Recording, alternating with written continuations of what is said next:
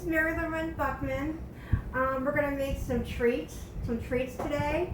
Also, we're going to make Lois's quick meal, which is on page 90. And we're getting ready for the holiday season. We're going to be making lots of treats, lots of different cakes, lots of different goodies. But when we're all busy making these things and we need a quick meal to serve our family, I have the one for you on page 90, Lois's quick meal. But first we're going to make the fudge. This is my book, The Dressing Table. But first we're going to make fudge that I learned how to make when I was a kid. I was very, very young and learned how to make this fudge. I've had a lot of fudges. I've made a lot of different kinds of fudge. But I always go back to this fudge, this one recipe. It is delicious. So, we're going to start. We have a half a cup of butter. We're going to let this melt. We're going to turn this on and we're going to let this melt. But this is a really cool recipe because I'm making this for chocolate. I'm using semi-sweet chocolate chips. If you wanted to make peanut butter fudge, use peanut butter chips. Butterscotch chips. If you wanted to do white chocolate, do white chocolate chips. And I'm using walnuts, and I always roast my nuts before I put them in any recipe. So these are roasted. These are about a cup. I always kind of go a little bit over, but you can use any kind of chips, any kind of nuts. Like chocolate and almond would be great. You can use peanut butter chips and use chopped up peanuts. But this is again a very, very versatile recipe. You can do this however you want. You can even, this has marshmallow fluff in it, and you can even dye the marshmallow fluff and kind of stir it so it kind of looks marble. So you can have green, red, orange, any kind of marshmallow fluff in it. So again, a really, really versatile recipe. Now I put the butter in, it's almost melted. So I'm gonna go ahead and add my sugar. This is 5 cups of sugar. I'm going to give it a stir,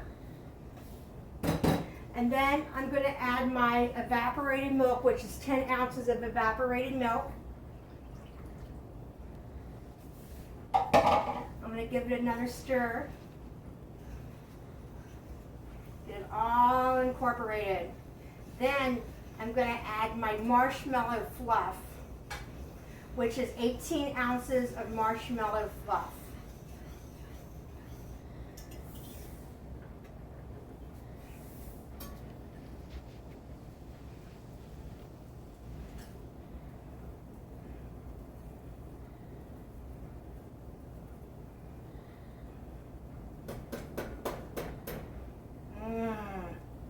We want to make sure we get it all in here.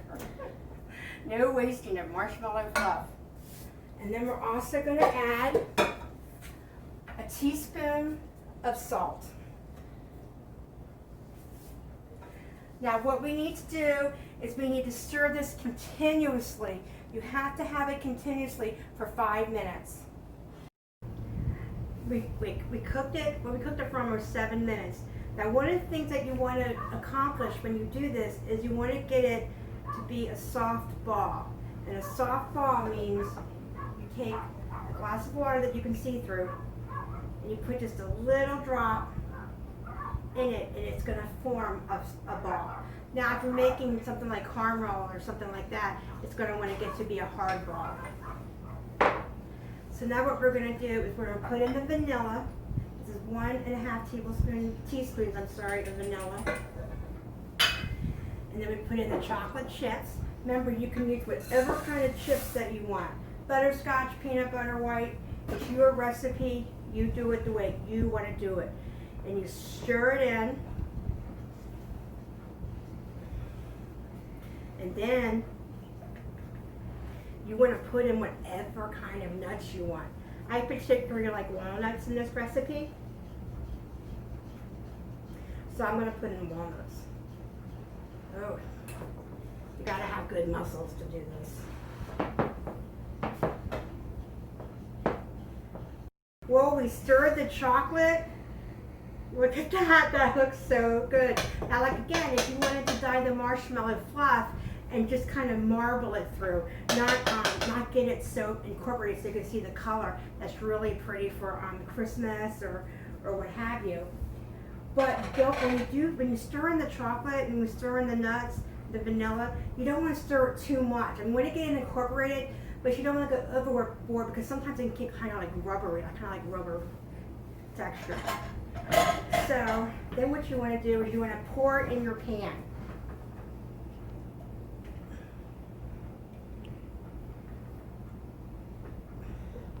We poured it in a buttered pan. Now, while it's still kind of wet, if you wanted to, you could put chopped candy on it, some more nuts, anything you wanted. Peanut M&Ms is good, anything. You can put it while it's still wet so it can adhere to the fudge. Because once it's dry, it's not going to adhere to the fudge. But while it's wet, you can chop up Reese's peanut butter cups, chopped up peppermint patties, chopped up anything. This is your recipe. I'm giving you the basic. You can do anything with this. The sky is the limit on this one. Now what we're going to do is we're going to make homemade pumpkin cupcakes. And I have 4 pumpkins that I have hollowed out, little small ones. And I'm going to put some cake batter in them and bake them along with the other cupcakes. But I thought this would be cute, like in the center of the cupcake platter, to have pumpkins with a little cake in them. So the first thing we're going to do is we're going to put in brown sugar. And it calls for a cup of brown sugar. And what I like to do is I like to do half light and half dark. Because brown sugar is just white sugar that has been covered with molasses.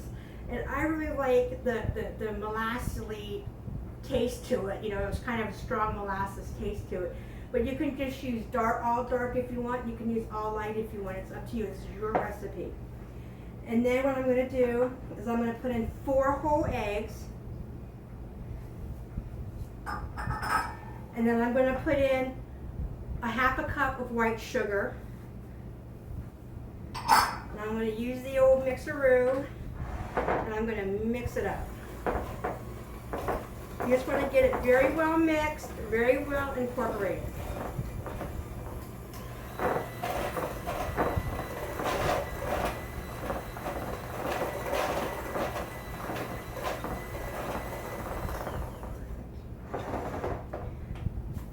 Then what I'm going to put in is this is 1 15-ounce can of pumpkin puree.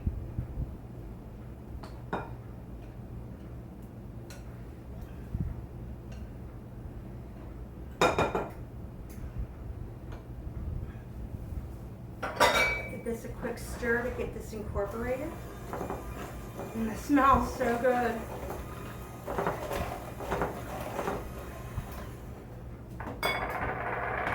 Now I'm going to put in the canola oil, 1 cup.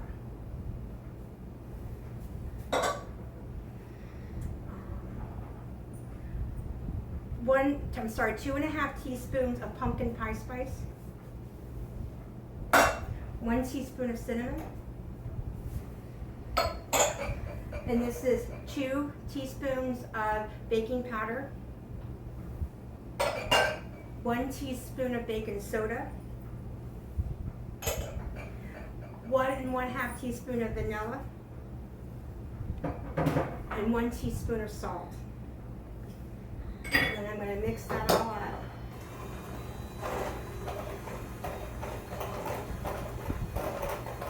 It smells so good. It smells so rich, and it smells so fall.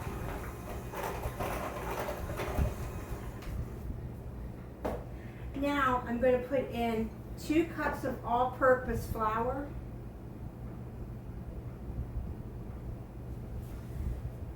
And I'm going to stir them up. We'll mix it up very gently so I don't turn white with powdered sugar all over me. I can really smell the molasses in this. I can really smell all the spices. Oh, it just smells delightful. I want to get this all incorporated.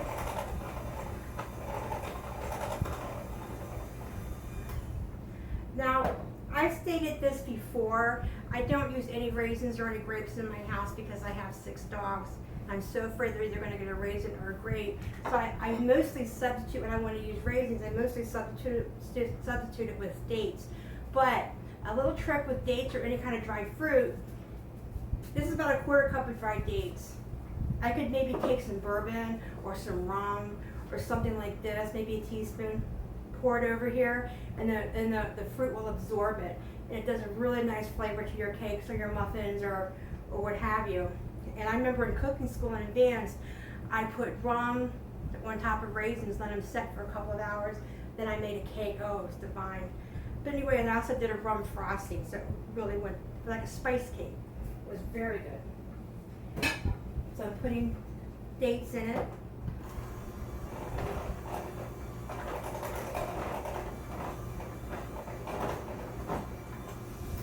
Now what I'm going to do is I have them in the oven.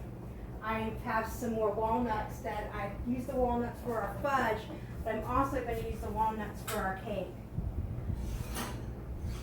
And I always roast my nuts before I use them.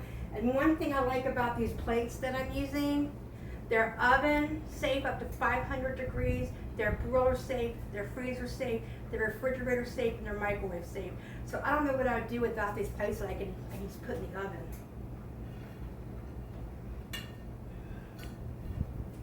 There's a date in front of your bowl. Oh, an escape date. Clean counter, clean hand, or just put it right in. You just want to put it in here.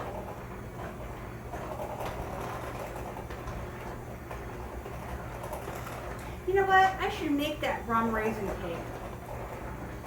But I'm going to have to use dates. rum date cake. I mean. Okay, everything's mixed in good. Now what I have done is I always spray my cupcake liners with cooking spray because they come out better, I believe. And I also put little cupcake liners in here, and I also sprayed them as well. So we're just going to take these out, and we're just going to put them in the pan. These are going to smell so good. Now, instead of making cupcakes, you can make a layered cake with this batter. And we're also going to add cream cheese frosting to this. So that would be delicious, a layered pumpkin cake with cream cheese frosting. And what else is good, if you put just a little bit of pie spice in your icing. And it really blends in with the cake. So I'm probably going to need to do 2 batches of these cupcakes. Like I said, you can make easy a 3-layered 9-inch round cake with this. Now when I'm looking for these pumpkins is to more or less give me a decoration, is more or less to give me a centerpiece for my cupcakes and to let people know that these are pumpkin cupcakes. Okay. These are done. I have to be very careful putting it, and I have a spoon that I'm going to use. Put my batter inside this very, very gently. I'm going to put it inside the liner, inside the cupcake. And this is going to be, like I said, the decoration to my cupcake platter.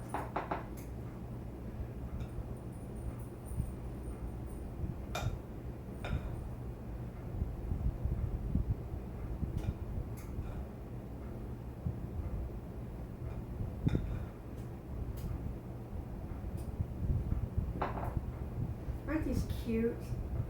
I thought these were so cute. Uh-oh. Got a little bit on the actual pumpkin. But this is your recipe.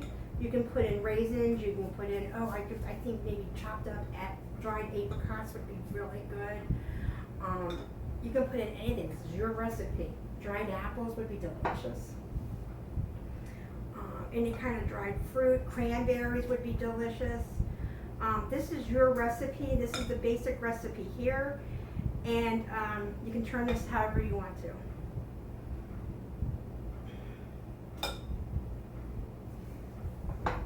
Now what I'm going to do is put these in the oven and wait till they come out.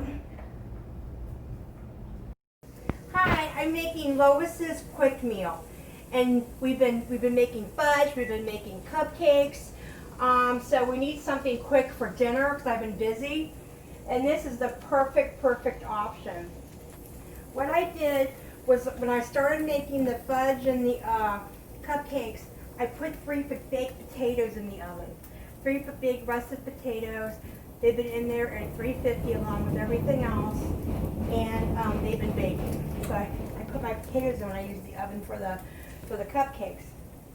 So anyway, so I browned and drained 1 pound of ground chuck. And what I'm going to do is I'm going to put in a can of green beans, a can of kidney beans,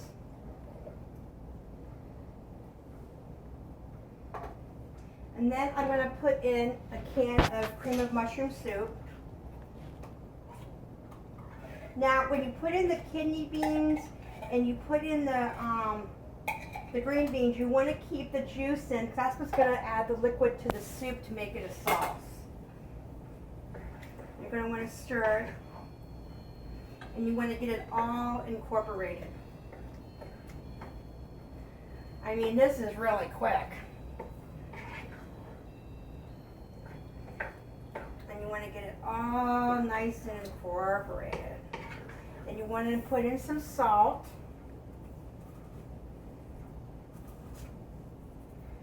You want to put in some pepper.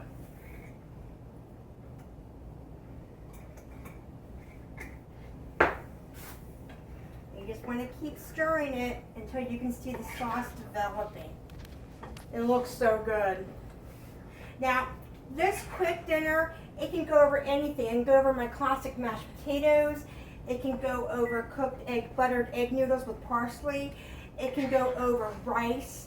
It can go over any kind of pasta you have. This is so versatile. So this is really a quick meal. And just go in your pantry, get the cans. And you want to make sure it's all incorporated. And then what you want to do is you want to keep it on low. And you want to let it simmer for about 20 minutes. And then we're going to put this over baked potatoes. It's going to be delicious. Now we're going to finish up our dessert while our quick meal is simmering a little bit. Now this is the fudge that I made earlier. It's still a little bit warm, so it's very soft. But I wanted to cut it a little bit to put it on my platter. And then these are the little pumpkins.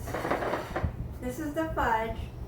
And these are the little pumpkins that I baked with a little bit of the pumpkin cake in it. And these are the pumpkin cupcakes. Now, you can use the pumpkin batter in, a 3-layer, 9-inch round cake. You can, a sheet cake. You can do this with anything. It turns out perfect every time.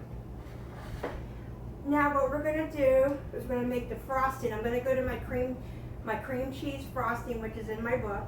I use it all the time. And I have a block of cream cheese. I'm just going to get a knife real quick. And I think I better turn down my quick meal. It's really taken off over there. Okay, so I put this in.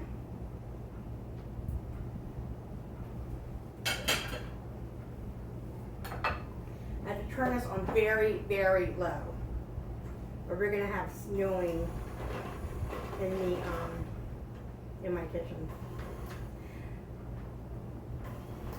Now I'm going to go ahead and put the vanilla in. Give it a little bit of moisture.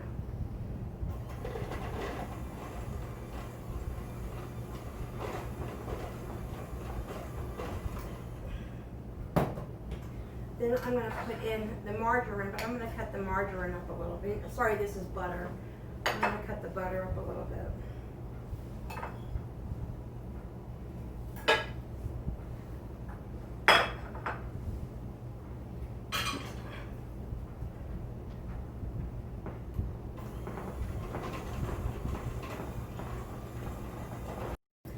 cream cheese frosting is all done. It just takes a while to beat it and get it all incorporated. But once you do, it is fabulous. Now what I'm going to do is put a little bit on the cupcake, on the little lid.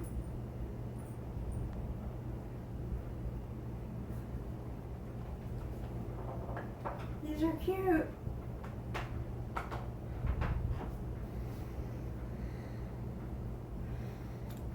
Now, this is the same as the carrot cake that I made. Now, my mother, she would make it in a butt pan, of course, and she would slice it and put powdered sugar on it. And I make cupcakes because it's just the 3 of us in our family, and we're not going to eat a lot. So what I do is I'm just going to do enough for dinner, like 4 cupcakes, frost them. Now, you can use a piping bag. I like them look kind of rustic and natural, and I like a lot of frosting on them. You can use a piping bag. You know, you can put candy on here. You can do whatever. Now, what I'm going to do with the leftover cupcakes is I'm going to put them in a freezer bag. And I'm going to put them in the freezer. And so, when we feel like, you know, pumpkin cupcakes, I just take it out of the freezer. Now what I'm going to do with the cream cheese frosting is I'm going to put it in a container. And I'm going to put the container in the fridge. So whenever we're ready, we can have pumpkin cupcakes and cream cheese icing, and it's already made. It's already in the fridge. You know, you just can combine, or like I said,